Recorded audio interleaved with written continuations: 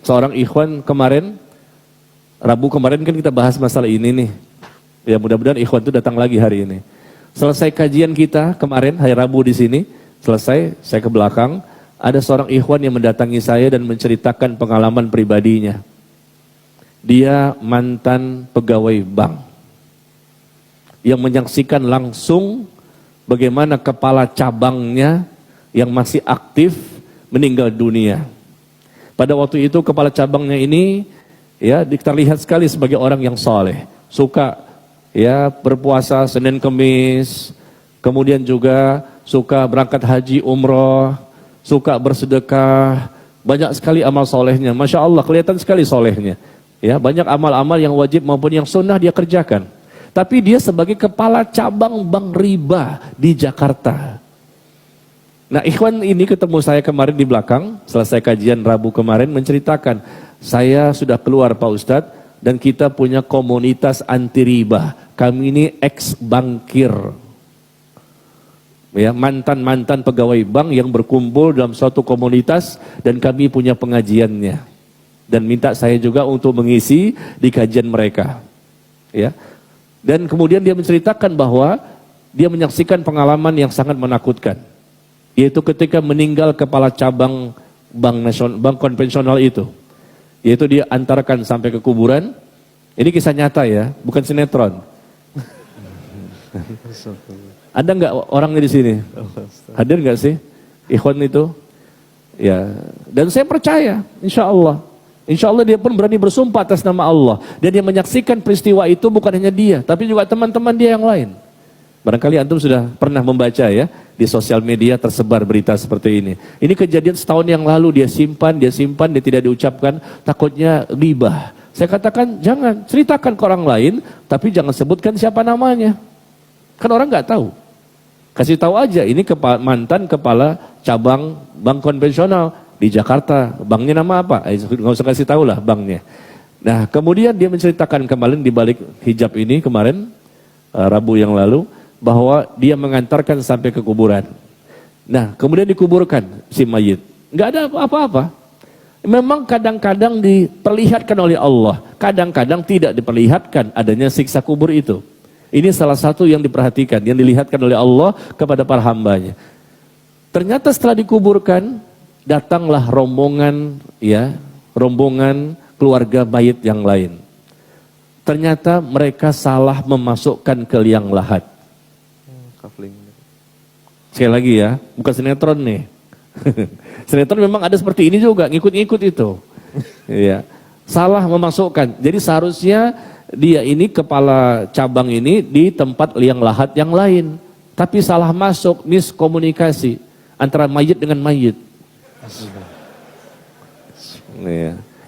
Miskomunikasi antara mayit dengan mayit, maksudnya keluarga gitu loh, keluarga mayit. Maka dikuburkan, dipendam. Kata keluarga si mayit yang baru datang, oh nggak bisa, kami itu di sini, kami udah booking, mungkin di bawahnya ada AC-nya atau apa kita nggak tahu.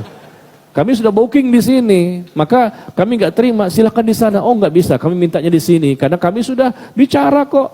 Mungkin ada yang lupa dan lain-lain. Akhirnya terpaksa dibongkar kembali. Ingat, waktunya tidak lama. Setelah ditimbun, mereka mau pulang, datang rombongan kedua. Kata ikhwan ini yang menceritakan kemarin di belakang. Datang rombongan kedua, maka dibongkar lagi. Dibongkar lagi kuburan tersebut. Ini siapa ini? Kuburan siapa? Mantan ya kepala cabang bank konvensional di Jakarta. Digali lagi kuburannya dan ternyata ada sesuatu yang membuat mereka semuanya kaget. Kain kafan sudah hangus. Jasadnya pun sudah hangus dan papan-papan itu yang menutup itu hangus semuanya. Dalam waktu yang sangat singkat. Dan ini nggak selalu ditunjukkan oleh Allah. Terkadang saja, terkadang ditunjukkan. Pada tempat tertentu, orang tertentu. Supaya manusia yakin bahwa ada siksa kubur. Itu ibunya si mayit yang menyaksikan proses seperti itu. Langsung pingsan. Ibunya pun ada juga di situ. Dan bapak ini yang menceritakan kemarin kepada saya juga menceritakan teman-temannya juga menyaksikan. Ketika dicoba digali kembali, mau dipindahkan mayit ke tempat yang lain karena salah liang lahat. Liang lahatnya keliru.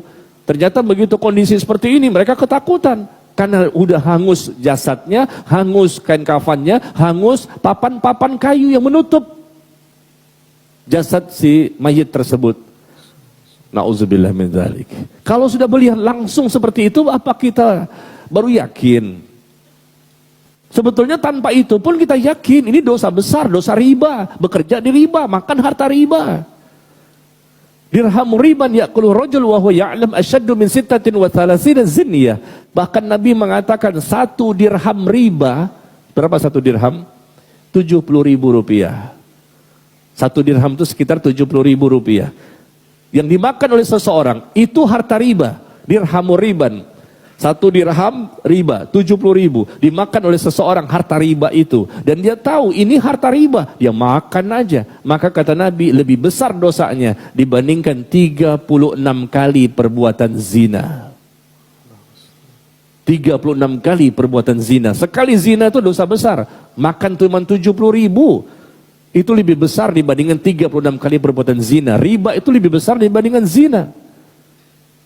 Tetapi lihat orang-orang yang bekerja di sana dengan dasinya, dengan jilbabnya, pakai AC-nya, antep ya.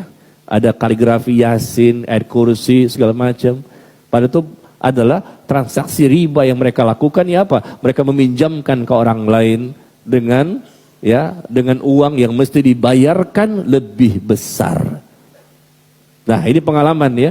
Orang yang Allah tunjukkan, hati-hati. Jadi kepala cabang ini betul-betul menjadi bukti salah satu sebab ya, dia mendapatkan siksa seperti ini adalah karena memang di kepala cabangnya, bank ribanya itu, dan itulah yang dia makan setiap bulan yang diberikan kepada istri dan anak-anaknya.